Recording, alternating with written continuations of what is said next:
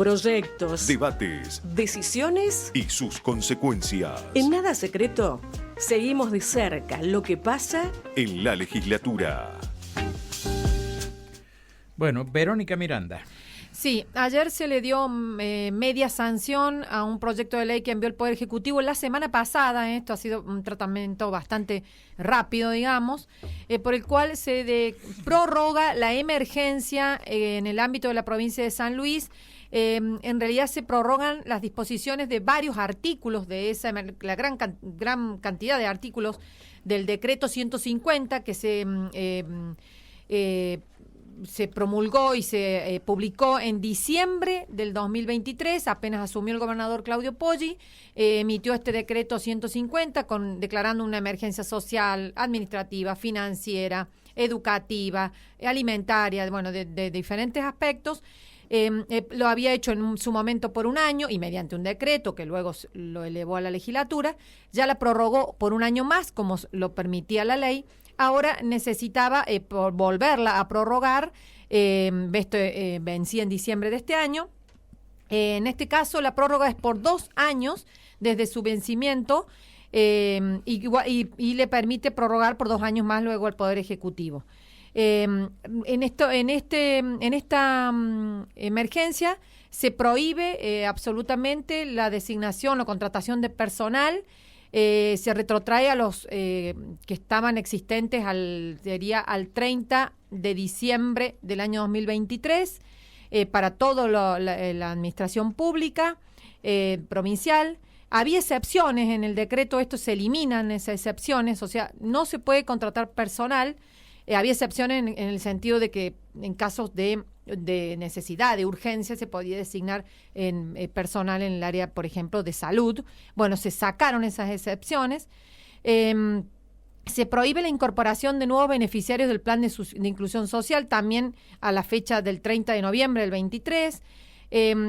También se hizo una modificación en cuanto al artículo que establecía cómo se iban a pagar los juicios en el ámbito de la provincia, los juicios que le hayan ganado al Estado provincial. Bueno, se tiene que hacer según lo previsto en el presupuesto, y había como un orden, en el decreto había como un orden en el sentido de que se debían pagar de acuerdo a su antigüedad y a la fecha de la notificación. Ese párrafo fue cambiado y dice que se va a poder excluir ese orden que se había previsto en el artículo del decreto 150 y se va a hacer excepciones, digamos, o va a haber una prioridad ahora con respecto a los juicios de expropiación, la repetición de tributos, las deudas con carácter alimentario y las que se dispongan de interés fiscal y administrativo. O sea, había una prioridad para las que eran más antiguas, por decir una manera, y que tenían ciertas fechas las notificaciones, y ahora se pone otra prioridad, Mario, que son estas que te dije, los juicios de expropiación, las deudas de carácter alimentario y las que decida el Ejecutivo, así que digamos las que se declaren de interés fiscal y administrativo. Esos son los 3 principales puntos de esta ley, y se crea una reserva salarial y social que se llama así, que son los fondos necesarios para alcanzar una suma equivalente a 2 nóminas salariales mensuales, a 2 liquidaciones mensuales de los beneficios sociales, que se van a administrar en un fondo por parte de la Dirección de Finanzas del Gobierno de la provincia, con el objetivo de garantizar el pago de los salarios de la administración pública y las transferencias para también pagos de salarios y beneficios sociales, las contribuciones patronales y el proporcional del sueldo anual complementario, lo cual es un monto muy importante, Mario, porque ayer en el recinto se dijo que 2/3 de los recursos que entran a la provincia van destinados a esto. Van a quedar, por ejemplo, en esta reserva salarial social, que son los que se utilizan para pagar los salarios de los empleados, más la coparticipación municipal. Que al lado de esto es muy poco los montos. Sí. Los 2/3 de lo que entre a la provincia en materia de coparticipación van al fondo. Van a este fondo porque es la masa salarial, es uno de los gastos corrientes más importantes que tiene el municipio, la provincia, Y también, bueno, hay que contemplar en esos gastos también otros, por supuesto, de mantenimiento del Estado provincial y la coparticipación municipal, ¿no? Que son parte importante de los recursos que entran de la nación, ¿no? Claro. Recordemos que ayer Eugenia Gallardo, que fue la que fundamentó esta iniciativa defendió, digamos, esta iniciativa, dijo que esto que te estoy diciendo, que esos son los 2/3 de los gastos del Estado, son los salarios y las transferencias para los salarios y la coparticipación municipal, y que se ha vuelto una provincia ya de hace muchos años, nación dependiente. Más del 75,3% de los recursos que entran a la provincia son recursos nacionales, y que hay una gran preocupación porque los recursos nacionales ahora, en el 2025, están por debajo de los niveles de lo que recibió la provincia en la última década, Mario. Nunca había habido esta disminución, porque ha habido una disminución en la recaudación también a nivel nacional, ¿no?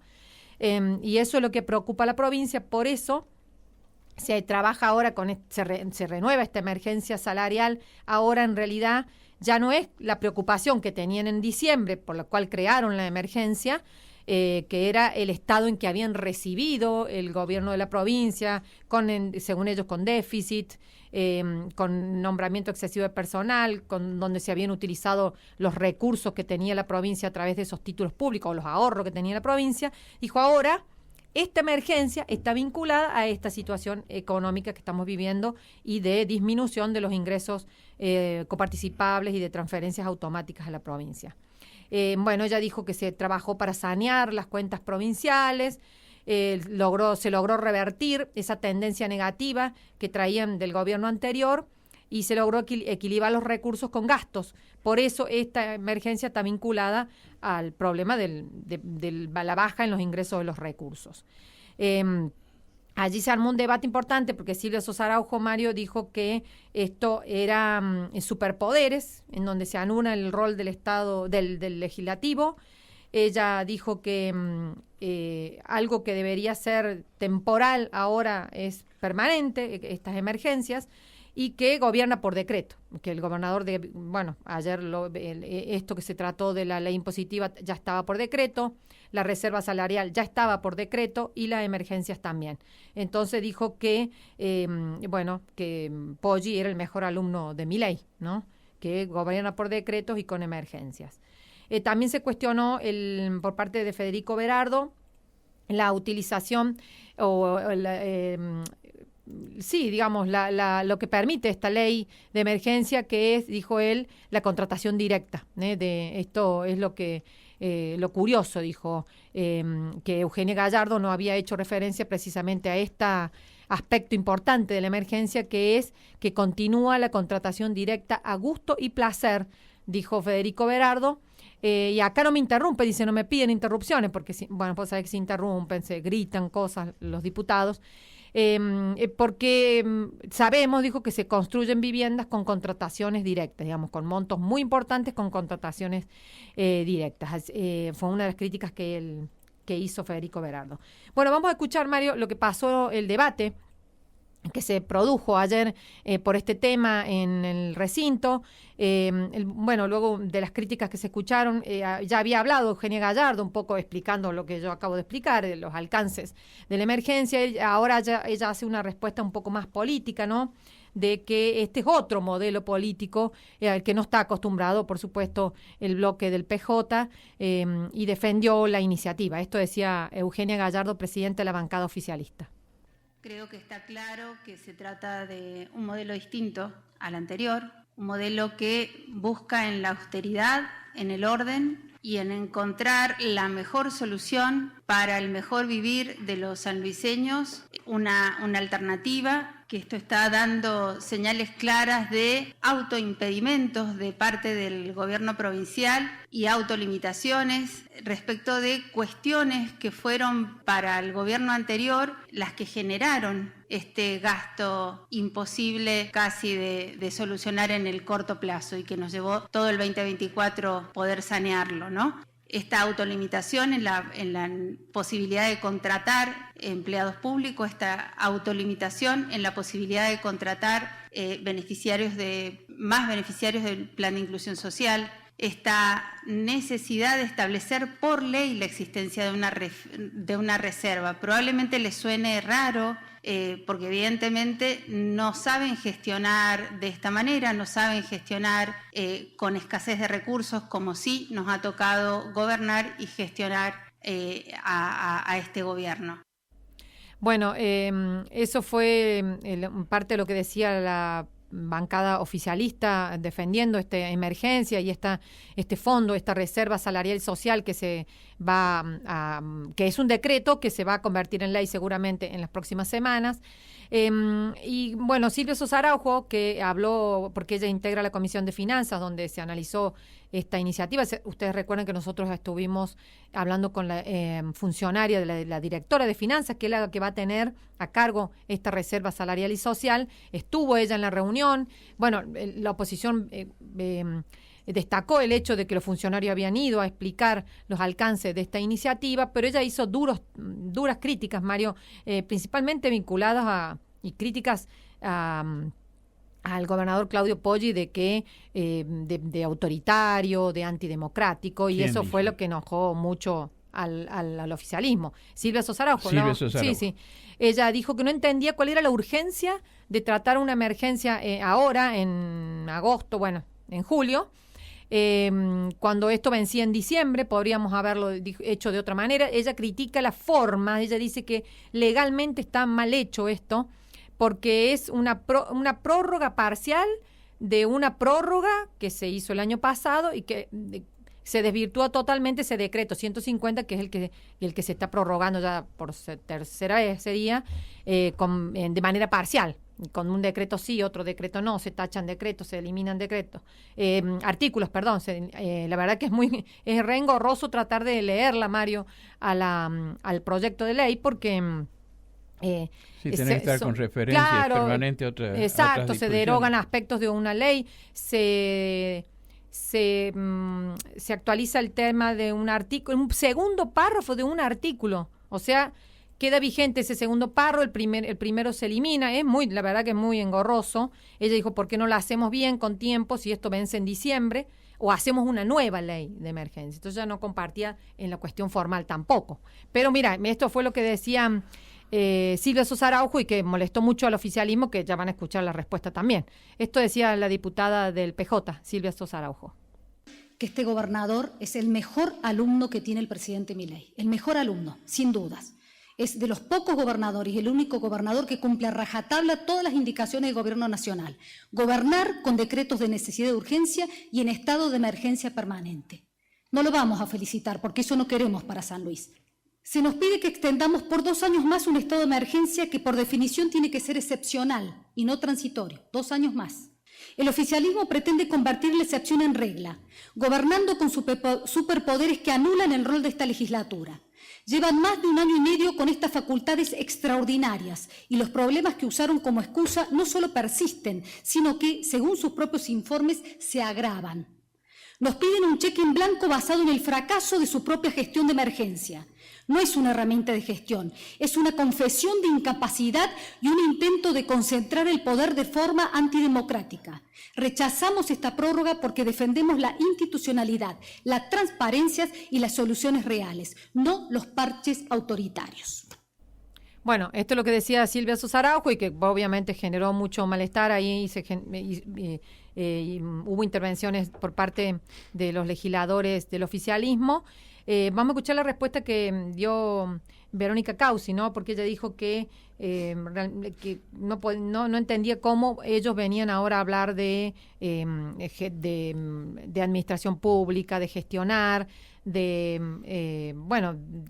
Poder Judicial, con las cuestiones, con lo que ellos han planteado durante sus últimos años en el poder. Y también fue con duras manifestaciones contra los funcionarios. Dijo, sí, acá la plata que no está, o la plata que ustedes dicen que estaba en diciembre, está en los bolsillos de los funcionarios de Rodríguez Sá, que han sido denunciados en la justicia. Así que esa fue una de las respuestas. Vamos a escuchar la respuesta de Verónica Causi. Lo que molestó fue que se hablara mucho de medidas autoritarias o antidemocráticas por parte del gobernador Claudio Poggi, ¿no? Así que escuchamos lo que decía Verónica Causi en respuesta a estas críticas. A esa enfermedad de poder que han tenido, donde han hecho lo que quisieron, donde creaban realidades, donde borraban la historia de la provincia. Ahora me hablan de autarquía, de la justicia, ustedes, cuando le hacían firmar la renuncia anticipada a los jueces. O sea, ustedes nos van a venir a hablar, ustedes nos hablan de administración pública. Por favor, ustedes me hablan de administración pública, de los recursos del Estado, cuando durante la pandemia hicieron lo que quisieron con los dineros. Señor presidente, son perversos. La verdad, son perversos cuando hablan de darnos clase de administración pública. Por favor, saben perfectamente cuál es el estado de la Argentina, saben perfectamente cuál es el estado de la coparticipación, saben perfectamente que este gobierno se hizo cargo de recortes que hizo el gobierno nacional, como el incentivo docente, cosa que ustedes, los docentes, les recuerdo, lo enfrentaron a los docentes con el plan de inclusión. O se olvidan que gracias a Dios nuestro pueblo es pacífico. ¿Se olvidan de lo que hicieron? Señor presidente, nos dan clase de administración pública.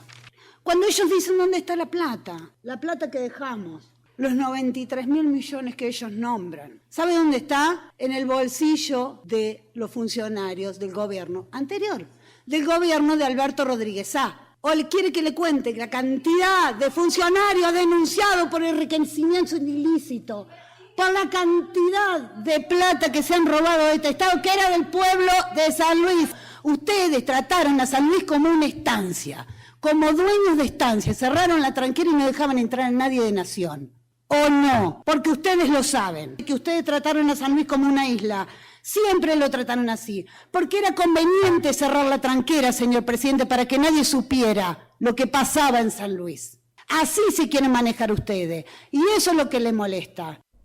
Bueno, esta fue la respuesta de Verónica Causi, que, bueno, por suerte se salió del libreto que tiene el oficialismo, Mario. Ese libreto cansador. Sí. Todos dicen lo mismo. Que sí, lamentablemente es así. Se salió del libreto, bueno, porque la verdad que fueron muy duras las críticas también que se había hecho por parte de Silvio Sosa Araujo. Silvio Sosa Araujo también fue artículo por artículo, Mario, haciéndole, bueno, críticas y señalando algunas cuestiones. Habló extensamente ella. Yo hice este resumen de lo más político que me pareció y más duro, que fue en los términos que utilizó para hablar de estos superpoderes que ella sostiene con este decreto de emergencia tiene el gobierno de la provincia. Pero bueno, y esta fue la respuesta también de Verónica Causi en el debate de ayer. Se terminó aprobando, Mario, por supuesto, por los votos del oficialismo, con 25 votos a favor y 14 en contra del bloque del PJ. Bueno, muy bien. Muchísimas gracias, Verónica. Muchísimas gracias. Los datos del tiempo, por favor. En San Luis